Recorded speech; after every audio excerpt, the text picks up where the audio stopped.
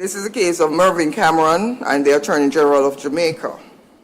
The background in relation to this case is that the Director of Public Prosecution was slated to retire on the 21st of September 2020 when she would have attained the age of 60. On the 14th of January 2020, he wrote to the Chairman of the Public Service Commission, McIntosh, requesting an extension of her tenure as DP. On the 8th of July 2020, the Governor General wrote to the Prime Minister referencing a letter dated the 7th July 2020 written by the Prime Minister, which advised that the appointment of the DPP should be extended for 3 years. The letter went on to state that in accordance with Section 96(1) of the Constitution of Jamaica, permission was granted for the extension.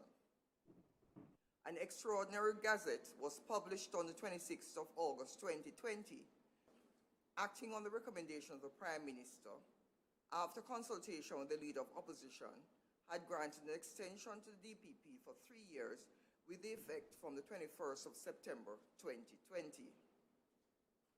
The claimant filed a fixed date claim form along with an affidavit in support challenging the extension to the DPP. The fixed date claim form sought the following declarations. 1.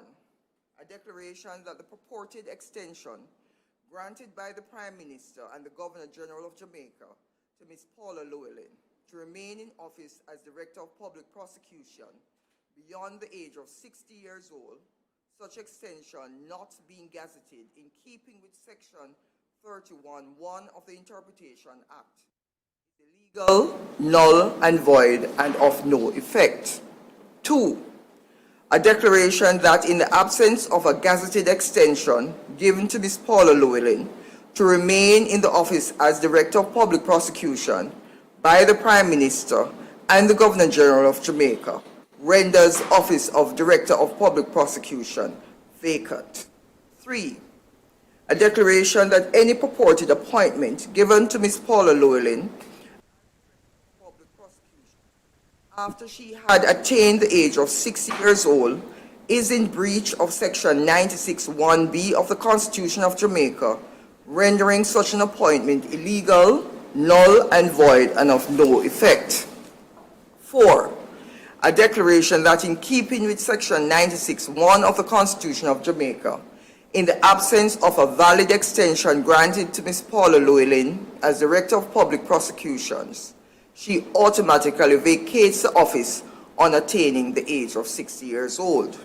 And 5, a declaration that in the absence of any gazetted extension given to Ms. Paula Llewellyn to remain in office beyond the age of 60 years old renders any action taken by her as Director of Public Prosecutions without being validly appointed under Section 96(1) of the Constitution of Jamaica illegal, null and void, and of no effect. The fixed date claim form also sought such further and other relief as this Honorable Court deems just. Now, the affidavit in support of the fixed date claim form detailed that the claimant had been convicted for an offense during the course of extension of the tenure of the DPP, and of such he had an interest in the legality of the extension granted and standing to pursue the claim. The claimant is asking the court to declare that the extension granted to the Director of Public Prosecution was null and void, and as such the position has been vacant from September 2020. The defendant filed an affidavit sworn by Ms. Jacqueline Mendez, Chief Personnel Officer of the Office of the Services Commission, along with exhibits in opposition to the claim.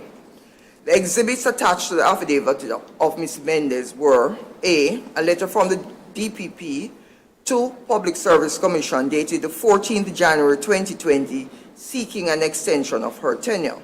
B, a letter from the Governor General to the Prime Minister dated the 8th July 2020 which spoke to extension being granted to the DPP for 3 years.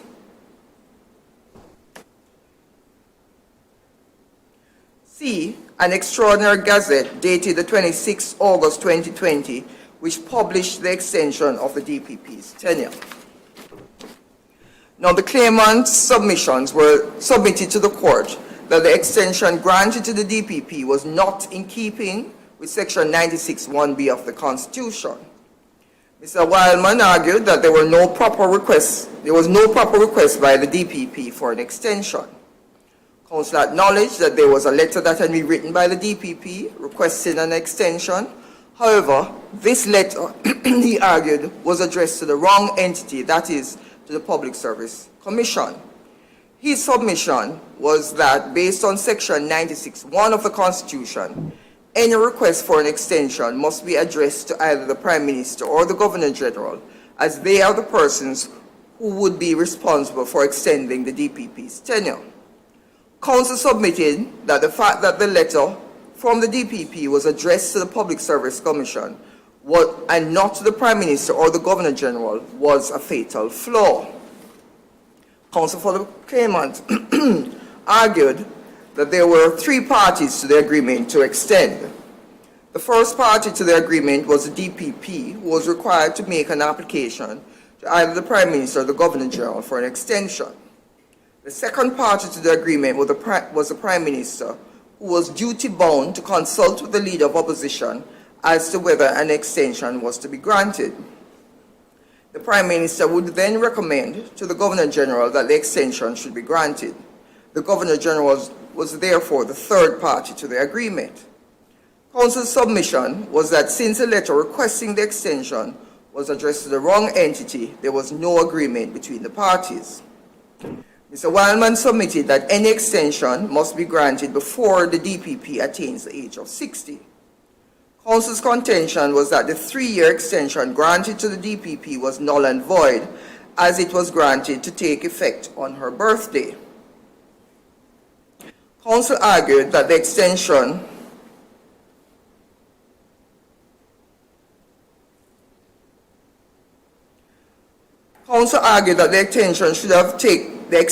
should have taken effect at least 1 day before the DPP's birthday.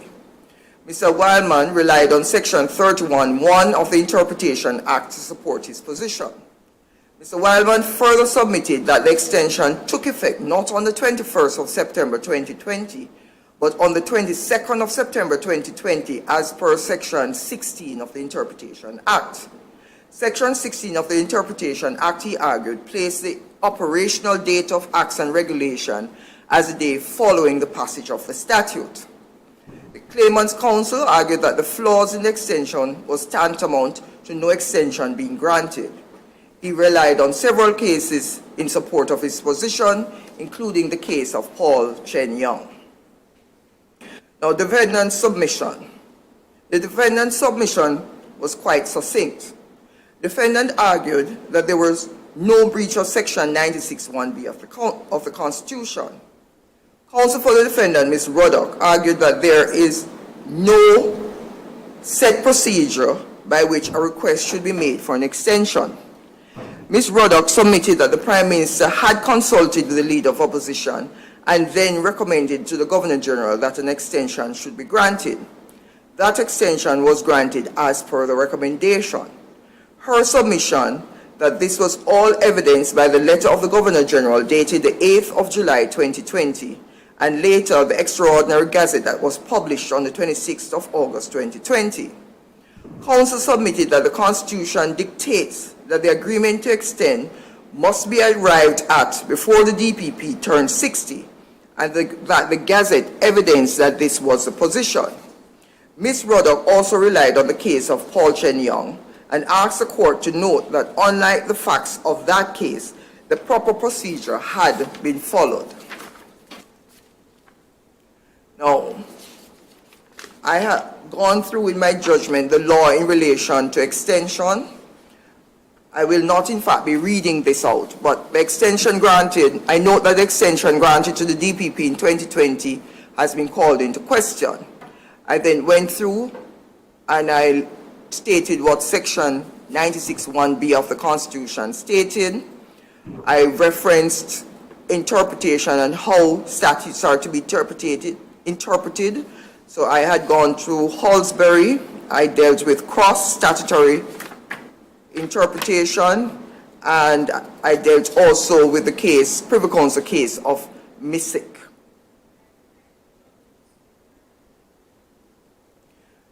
Now, in paragraph 14, I know that the starting point in interpreting this section of the Constitution will be examined. The starting point in interpreting this section of the Constitution interpreting this section of the Constitution, I will be relying on examining the ordinary meaning of the words in their context.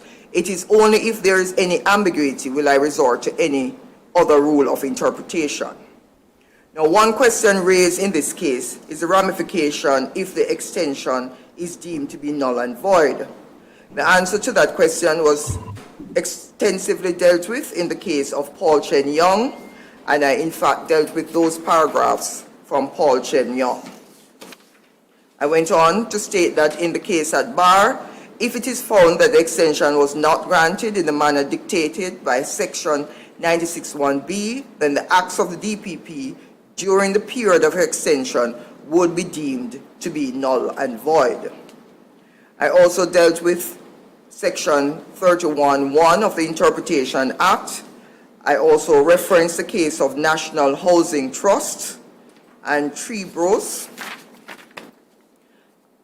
I also note that there was a similar approach adopted in the Privy Council case of Joachim and another, and the Attorney General of St. Vincent and the Grenadines. I also note that the claimant has sought to rely on section 16 of the Interpretation Act. This section of the Interpretation Act speaks to acts and regulation coming into operation the day after it takes effect.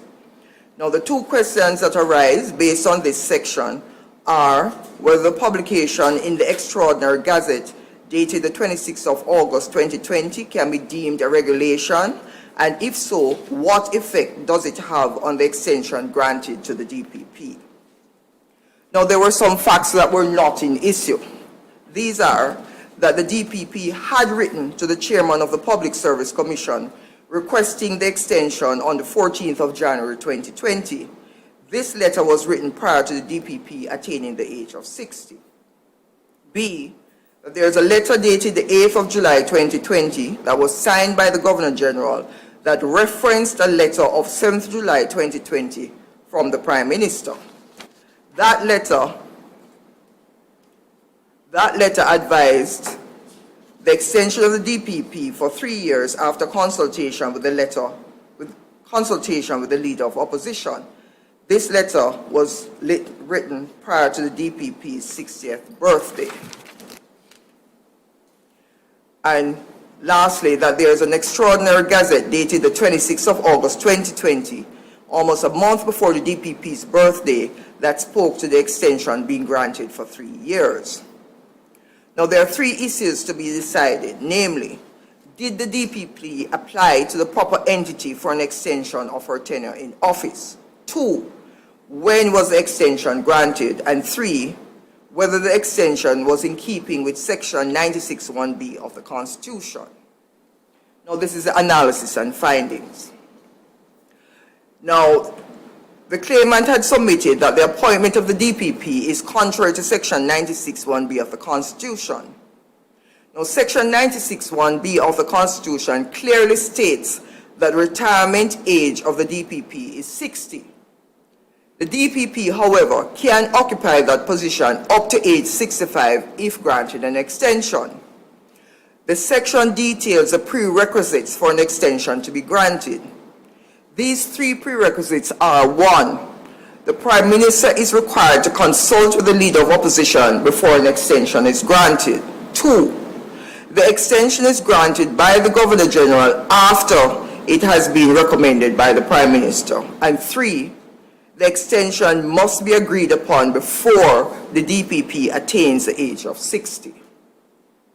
Now, the first issue raised by counsel for the claimant was that the letter requesting the extension by the DPP was addressed to the Public Service Commission and not to the Prime Minister or the Governor General. Mr. Wildman's position was that it is the Prime Minister in whom the responsibility lies to recommend the extension of the tenure of the DPP after consultation with the Leader of Opposition. Counsel for the claimant's position was that the letter, having been erroneously addressed to the Public Service Commission, would not amount to an adequate application for an extension. Now, counsel for the claimant, when pressed, was unable to provide any authority or established procedure that dictates the manner in which an application ought to be made for an extension, but merely stated that Section 96(1)(b) dictates that these are the persons to whom the application ought to be addressed. Now, I find that Section 61, I find that Section 96(1)(b) of the Constitution makes no reference to a practice or procedure whereby such an application for an extension ought to be made. In fact, it does not make any reference as to whether the application must be made in writing or whether the DPP herself was duty-bound to make a formal application.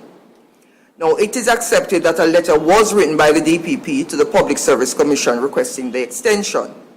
In the absence of an established procedure for the request for an extension, I do not find that there was a breach of Section 96(1)(b) of the Constitution by virtue of the DPP addressing her letter requesting an extension to the Public Service Commission.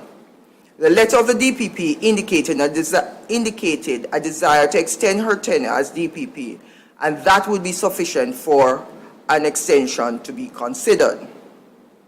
Given the remit of the Public Service Commission, it is not inappropriate for the administrative matters pertinent to the extension to be handled by that office. Now, the second issue raised by Mr. Wildman was whether the extension was agreed upon before the DPP attained the age of 60.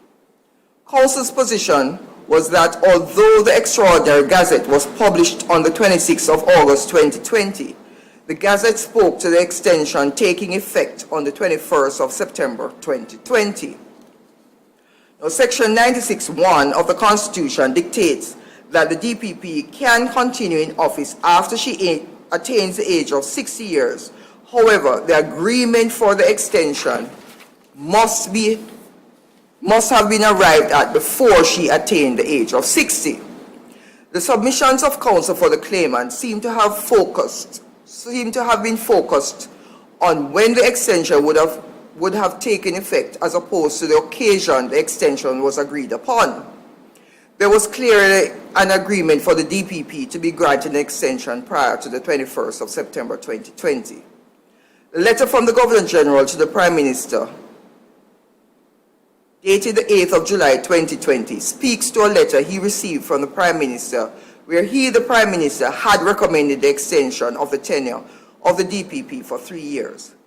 That letter was never produced to the court, but upon a reading of the letter of the 8th of July 2020, it was garnered that there was consultation with the Leader of Opposition. That letter then led to the publication of the extension in the Extraordinary Gazette. The Constitution speaks only to the agreement being concluded before the 60th birthday of the DPP. There was clearly an agreement in place before that day. I therefore find no merit in the submission of Mr. Wildman.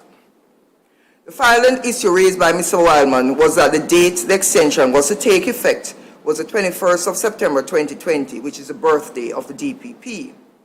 Counsel further submitted that the date that the extension would have become operational would have been the 22nd of September 2020 as per Section 16. It's the 22nd, lady. Sorry? I said the 21st, lady, and the 22nd. There was no reference to the 22nd. Thank you. Let me go back to the judgment. Counsel further submitted that the date that the extension would have become operational would have been the 22nd of September 2020, which is the day after the 21st of September 2020, as per Section 16 of the Interpretation Act.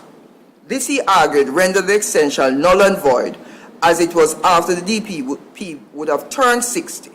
Counsel based his submission on Section 16 and 31(1) of the Interpretation Act.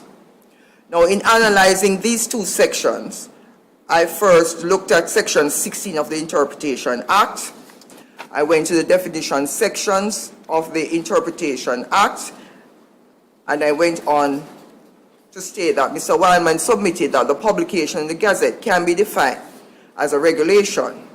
Counsel's position was that this regulation that extended the tenure of the DPP took effect on the 21st of September, not the 22nd of September, and not the 21st of September 2020, as stated in the Gazette of the 26th of August 2020. Now, I am not convinced that a publication in the Gazette falls under the definition of a regulation. However, the issue of when the extension was granted would still have to be addressed. Section 31(1) of the Interpretation Act dictates two possible dates on which an extension takes effect. These are the date that their publication is made and the date stipulated in the Gazette as that on which the extension takes effect.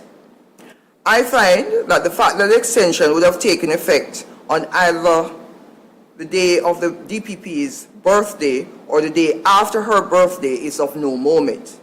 This is so for two reasons. Firstly, the extension could not have taken place until the end of the DPP's tenure. Secondly, Section 96(1)(b) of the Constitution allows for the extension to be granted after the DPP has attained the age of 60. However, the agreement must have been arrived at before she turned 60. As previously stated in my judgment, I find that the agreement to extend the tenure of the DPP had been concluded before the DPP attained the age of 60. That agreement was evidenced by the Extraordinary Gazette of the 26th of August 2020. I find that the agreement was made prior to the 21st of September 2020. Whether the effective date was the 21st or the 22nd of submission. Mr. Wildman, I note, had referenced in his submission about inquiries being made about a second extension being granted to the DPP. That issue is not before the court, and it was not raised in the fixed date claim form. So in conclusion, I find that declarations 1, 2, and 5 being sought by the claimant cannot be granted. Now, these declarations, the premise behind those declarations was that the extension granted to the DPP had not been gazetted. The Extraordinary Gazette that contained the extension granted to the DPP was attached to an exhibit, was attached as an exhibit to the affidavit of Ms. Mendez. The two other declarations being sought by the claimant, I find that the agreement to extend the tenure of the DPP was arrived at prior to her attaining the age of 60, and as such, there was no breach of Section 96(1)(b) of the Constitution. I know that my sisters Pettigrew Collins and my sister Wolf Rees has included in the judgment that they have read in draft my judgment, and they agree with my reasoning and conclusion, and there is nothing that they can usefully add. So the orders in relation to this matter are that the declarations being sought in the fixed date claim form are all denied, and there is no order as to cost. The judgment will be emailed to the parties during the course of the day. Within a half an hour, it will be emailed to the parties, and the judgment will also be online. It will be on Supreme Court. The Supreme Court judgment, if you go to the Supreme Court and go to judgments, it will be online within an hour.